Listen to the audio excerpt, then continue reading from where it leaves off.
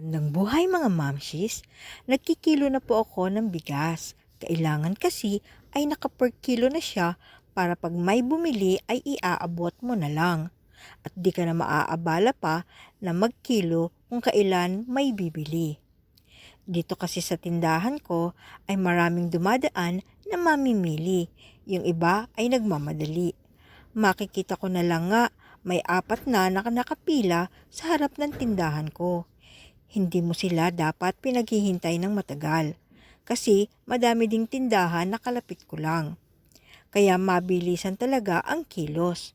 Kasi naman, pag nainip sila ay maaari silang lumipat sa ibang tindahan para doon bumili. Dalawang klase lang pala ng bigas ang tinda ko. Denorado at Jasmine. Di na ako nagdami pa ng pwede ni pagpilian. Basta may isang mababa ang presyo at isang mataas ang presyo.